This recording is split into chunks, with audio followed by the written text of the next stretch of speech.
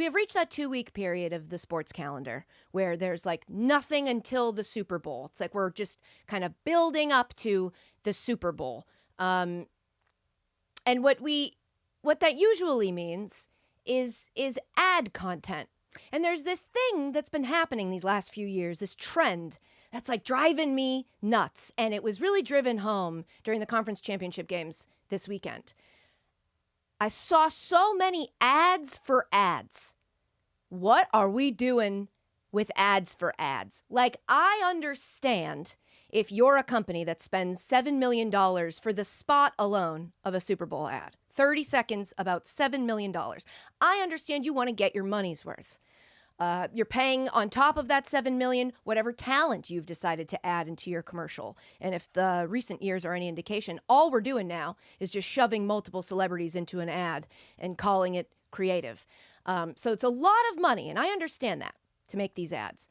But please don't act like I'm as excited about your ad as you are. It's an advertisement. If I could push a button and opt out of seeing it, I would.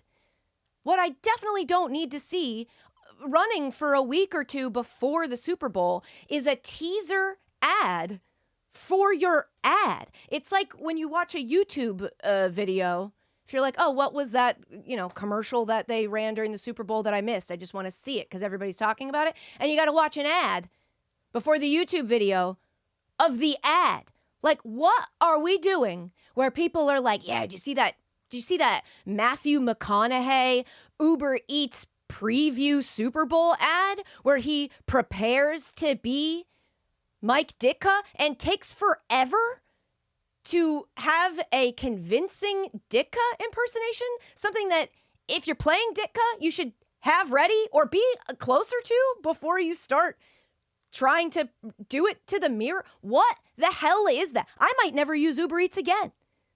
Millennials, they say, statistically, are the most advertised to generation we've ever seen. We are constantly hit by advertisements on our streaming services, even the ones that we pay for, on cable TV that some of us, it's going soon, but some of us do still have it. I'm raising my hand because I do. I don't like cutting cords. Ads are friggin' everywhere. We are constantly being bombarded with content. Influencers are giving us ads that they are legally supposed to disclose to us, but a lot of them, let's be honest, aren't doing it. And so everything is an ad. And what I want to make sure is that we don't let these advertising companies make us feel like we should be grateful for the content. I don't want us to start treating it like a show or like a, piece of creative content. It's not. It's an ad. It's trying to sell you something. And the time I noticed this was when people started getting excited about reunions of much loved casts from shows happening in an advertisement. There was a Mean Girls reunion that we were teased that turned out to be an advertisement. There was a Scrubs reunion where everybody was so excited they were going to reunite the best friends from Scrubs. It was for cable. It was for a cable commercial. The Office has reunited for a commercial. What was the big one that I saw this year? Somebody being teased. It's something When Harry Met Sally. And they're like, this might be a big reunion that we've all been waiting for an ad. For an ad. If you want to bring back these great franchises that we all love, these television shows, these movies, if you want us to feel that nostalgia, make a show. Make a movie, make an internet video. But don't make me grateful for an ad. Don't make me like, oh, thank you so much, Comcast, for bringing the guys from Scrubs together and making them sing a song. And here's why it pisses me off, because it's like ads are never going to be written in a creatively free way. Like if you've ever worked on an advertisement, the people with the final say are the money people. It's the ad people. It's the people who are like, hey, legally, that could be dicey for us. So we're going to play it as safe as humanly possible with our script. We're not going to take any huge risks because we don't want to actually piss people off. And so you're getting these like reunion it's great content with these people that we love. And it's like, yeah, the copy was written by, it was just, this is an ad.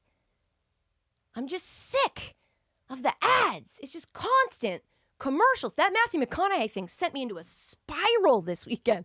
I was like, are you teasing an ad? What is this? And there's just going to be so much AI.